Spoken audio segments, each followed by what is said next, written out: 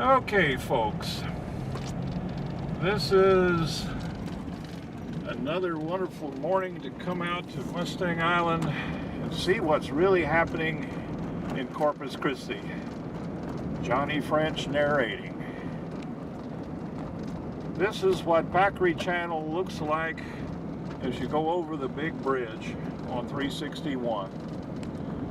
You can see the boat launch ramp, and in the distance you can see a lot of little building type structures that are intended to be good places to picnic along the north side of Packery Channel. This is unfortunately the portion of Packery Channel that's gotten all the development, all the attention, and all of our tax money. That's what a revetment looks like when it's at home. You can see the little walkway runs down on that side too.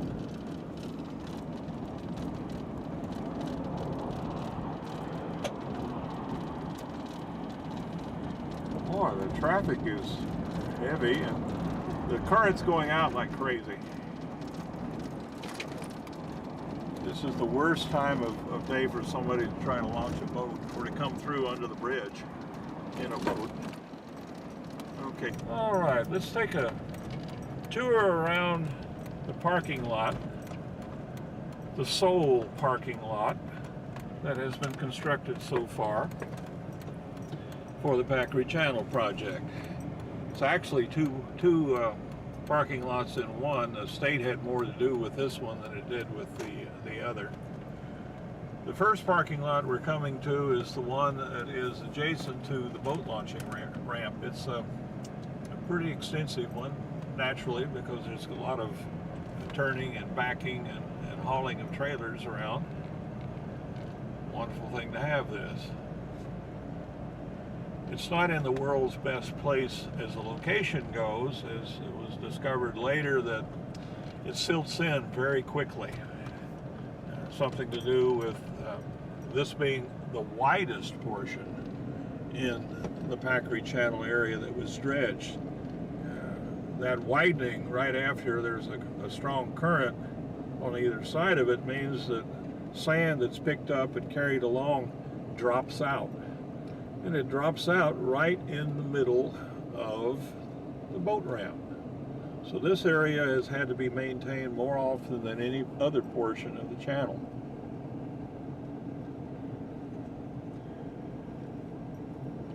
The first thing we're going to take a look at is one of the issues that I think is considerably important. The city has stated repeatedly that there is access for the handicapped all along this walkway, which lies to our right. And in this particular case, the walkway that we're looking at is readily accessible because, as you'll notice, the parking lot's pavement is even with the top of the walkway. The handicapped only have to navigate the little concrete humps that prevent people from driving over the side of the channel. Further on, as you can see, there are an extensive row of bollards, which would have prevented that if they had simply extended the row of bollards all the way to the boat ramp. But nonetheless, this is not a complete obstruction as far as the handicapped are concerned. As you see, there are handicap parking areas immediately adjacent to this portion of the parking lot, because that places them not only as close as possible to the boat ramp, but also to that walkway. So as far as accessibility goes, this is terrific. But I want you to keep in mind, if you're handicapped and you wish to access the jetties, that you cannot even see the jetties from here. We're a good quarter of a mile, if not more, from those jetties. The next thing we want you to see is an important icon.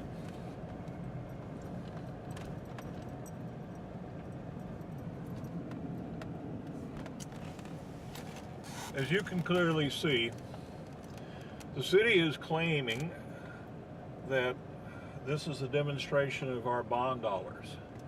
And it is, up to a point. What has been built here has been built by the Packery Tax Increment Financing Program. But with the exception of the channel, the revetments, the jetties, and the walkways on top of the jetties, all of this was not paid for by bonds, as had been proposed when the Packery TIF was approved in 2001.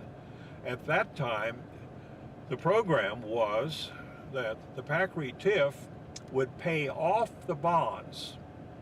All of the amenities, including the channel, the cost share with the Corps of Engineers, and the recreational facilities, which were to come later, would be paid for at once by bonds. And then for 20 years, the increment in the improvement of the taxable value would cause us no more concern, because the increment would be paying for structures already completed.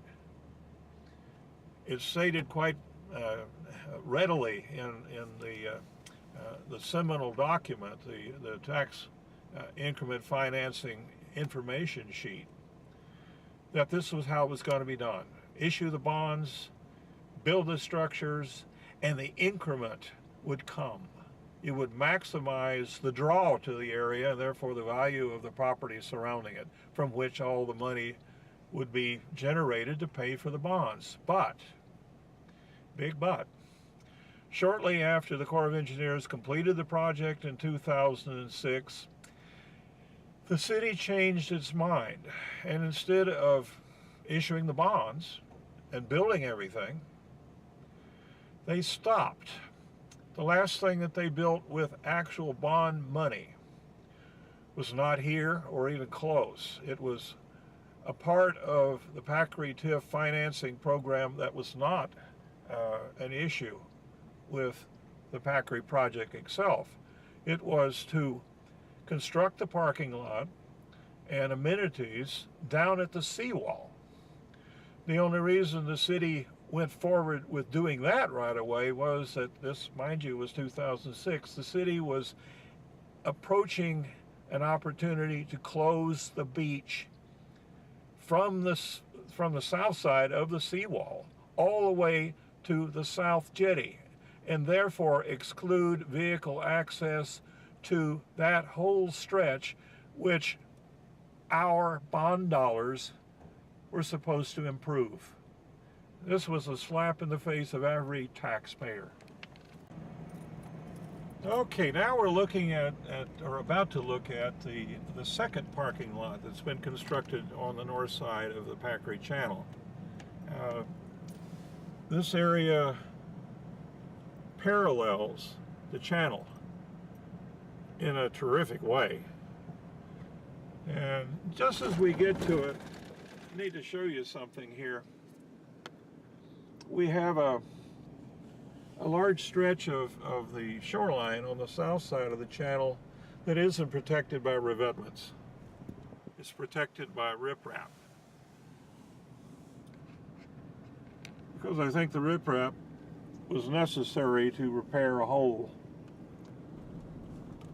There are a number of places, if you pan on up the channel here on the south side, let's see, besides this large one, 1, 2, 3, 4 different locations in which there have been failures of the revetments. This was because during a storm, water was pushed up above the revetments and behind them, and the water pressure, as water tends to go downhill, got beneath those revetments and floated them out into the channel. The revetments are only held there by their weight, by gravity. Unlike a normal sheet pile bulkhead, they don't have tiebacks. They have no anchors other than their own weight that holds them in place. And it turns out that although it was cheaper to build a revetment than a sheet pile bulkhead, in the long run, it wasn't a good bargain. This is another situation where there is access from a paved area to this 10-foot wide concrete walkway, which parallels now both sides of the channel. And you will notice that there are nice little spots on either side of gaps in the edge of the pavement. Each one of these little areas is right across from where we have a kind of a cabana-like thing. I think they're calling them overlooks, but they're really not high enough to look over much of anything. At any rate, what they have done here illustrates what they shouldn't have. Because in this particular situation, there was no excuse not for having the pavement at the same elevation on both the parking and the walkway side. They should have been contiguous. As a result, the handicapped have to go to one of these gaps every 100 yards in order to get to the edge of the walkway. That wasn't anything but more costly to do because they had to build a curb, which was not necessary and actually gets in the way of handicap access. Now again, the city says that each of these little access points allows the handicapped access to the jetties. But if you look straight ahead, we're still hundreds of yards from the jetties. They cannot even be seen. If you look off to the extreme distance in the right, you can now see the South Jetty, which does not even have access to a parking area like this at all. There's no hard surface over there.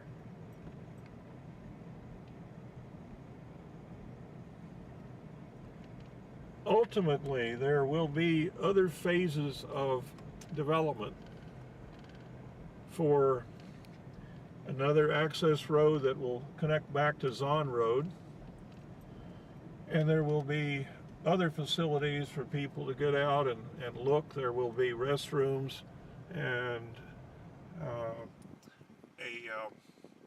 a lift station built to serve those restrooms in this area. So this will become a much nicer place ultimately. I think there's even a potential that some of this undeveloped area will be turned into a mobile trailer park, similar to what they have at Mustang Island Park, so that at last the city will begin to generate some money for the operation of this project. But as we'll point out in a little bit, that lift station is superfluous. Is that the word? It wasn't built as though it was the first one. We'll show this to you here in just a little bit. Here we are again at Zahn Road, which is all nicely paved. It's one of the features that taxpayers' dollars went into improving so that there would be better access to a new development over to our left. It turned out to be an abortive move because so little of the area can actually be constructed into housing. The vast majority of the ownership over here turned out to be ownership of wetlands, and getting a permit from it from the Corps of Engineers is almost impossible unless the purpose of that permit is somehow related to water. And in this case, housing isn't considered to be water dependent, so it's just not happening. The city also threw money into constructing this block-surrounded lift station. A similar lift station will have to be built to process the effluents from the Packery project when we get around to developing the bathhouses and so forth. So expect our Packery TIF to finance something like that in hopefully the near future.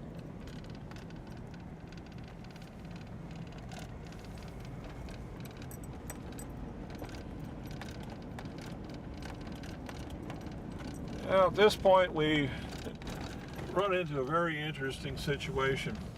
Those parking lots that we looked at just now, although they were paid for with taxpayers' dollars, the taxpayers who use them won't have to pay more. What's ironic about this is that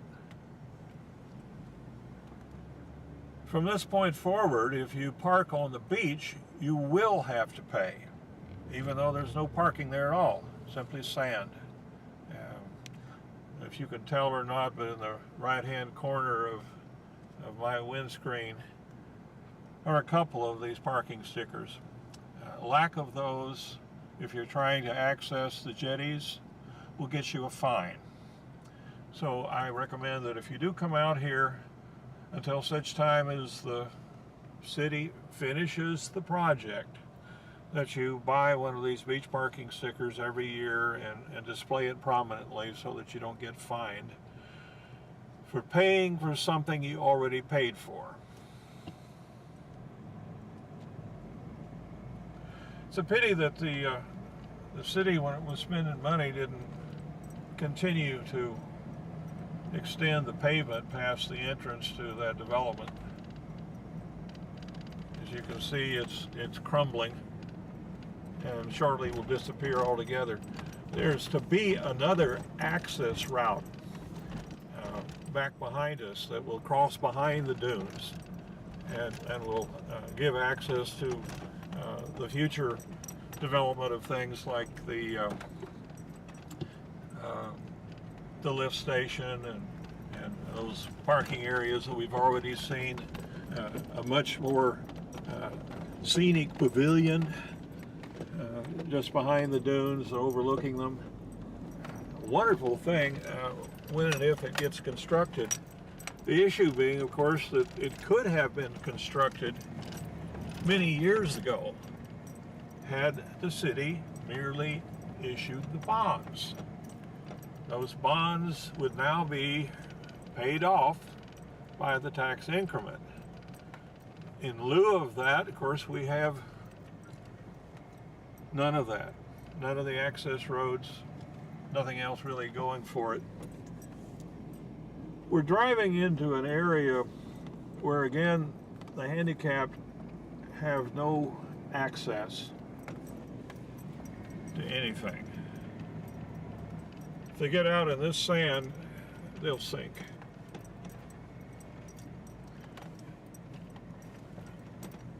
Where I am parking at the moment, we should be on an improved parking lot that is large enough in capacity to serve at least 47 vehicles. This is according, oh, here comes an osprey flying right across in front of us. Good fishing here, as you can tell. The osprey thinks so. I thought he spotted something. Well, better for him, because he doesn't need a wheelchair. He won't have the problem that we do. We're parked on the bare sand. Straight ahead of us is this wonderful walkway, which to our left extends out to the end of the North Jetty, and to our right, at least 800 yards away, extends to the closest current location that the handicapped could park on pavement and get access to the walkway. The city claims that 800 yards is not too far to say that this isn't ADA accessible. I say that's a lot of malarkey. The parking area where we are currently sitting created a problem about 3.5 years ago for the General Land Office. It had determined, because of similar damage to similar structures on the north coast, that it would no longer consider it acceptable to construct a hard surfaced anything, parking lot or ramp, on the beach. And as you can see straight across the channel on the other side, that's beach. Back behind us, that's beach. So we're parking on beach. This is quite a bit above the normal sea level at the moment, because back off towards the end of the jetties, one of these beach fillets has formed. The jetty itself has trapped sand, and that fillet is getting further and further to the east, closer and closer to the end of the channel. The same is also true on the south side of the channel. You will also notice that if there was a porta potty here, which at the moment there isn't, like on the south side, the handicap would have no way of getting to it either, because there's nothing but sand beneath us. In order to accede to the requirements of the General Land Office, I looked at the original engineering drawings for the Packery project. This parking lot and the one directly across it would not fit in with what the General Land Office now requires. However, I'm going to make a modest suggestion that they take these parking lots that run parallel to the beach and the dunes and turn them just like this. Now, I see two things that need to be done. The first one is to fill this area until it's just about level with the top of the walkway. Put in a hard surface structure, as was originally proposed, that is level with that walkway. Put some bollards in there so people don't drive across and into the channel. And we won't even need a ramp for the handicapped to get from the pavement of the parking lot to the pavement of the walkway. And as we have only turned a few feet, we will be no farther from where the original parking lot was in relation to the jetties. Right here at the foot of the jetties is where the handicap parking would be. There wouldn't be a need for a ramp. And all of this could be done with the same financing, and should have been done years ago, as soon as the GLO made known its requirements. There's nothing physically difficult about doing this. It doesn't take a rocket scientist to cut and paste and put the parking lots so that they face this way, and to raise them so that they are level with the walkway, and we have solved all those problems. There's a third problem actually that's being solved, because this area is low.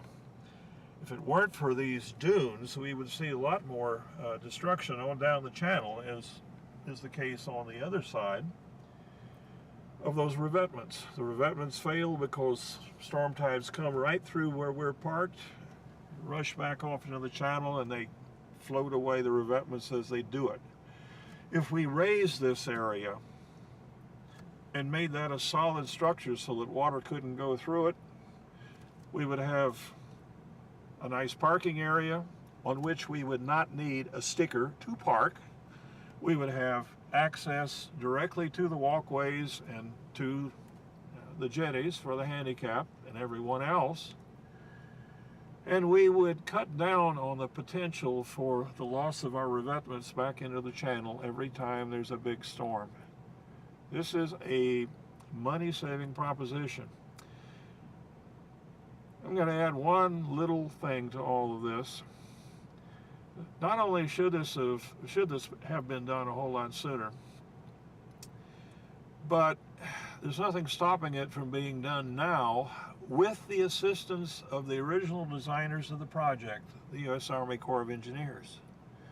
The Corps of Engineers, thanks to a bill that was added several years ago by Congressman Solomon Ortiz, the Corps now has the authority to cost share the recreational features we've all been talking about, and to put those features in place with Corps design and Corps construction potential.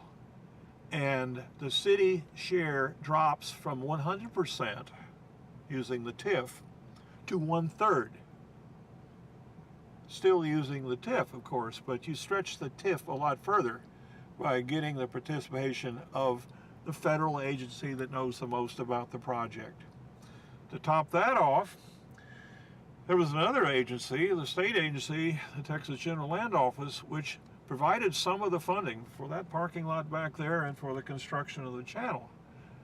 And they still have the potential to be involved in the funding as well as the planning of this. Anything that gets built in here has to be, because it's part of the lease from the state of Texas, has to be approved by the Texas General Land Office. Who best to sit down with the city and the Corps to decide how it gets built, where it gets built, and most especially when it gets built. It could be built as fast as they could design it, a whole lot faster than what's been proposed by the city. At last account, the city isn't planning to design the parking on the beach for 5 more years. And if it does it all on its lonesome, it'll not only be well overdue, it runs the risk of the TIF not being there to fund it, to pay for it, because nothing's been built here. There's no reason for people to come, to paraphrase the movie. If they build it, and if they build it quickly, the TIF will generate more money. We have to worry that in 2022 the TIF goes away. If we haven't paid off the bonds by then, nobody will. So we really need the assistance of the Corps of Engineers on the funding, the design, and the construction. We need the assistance of the General Land Office. And the General Land Office has a really distinct stake in this whole thing because of the ADA access. The ADA access, the city says, has not been provided here on the beach because of a change in the GLO policy.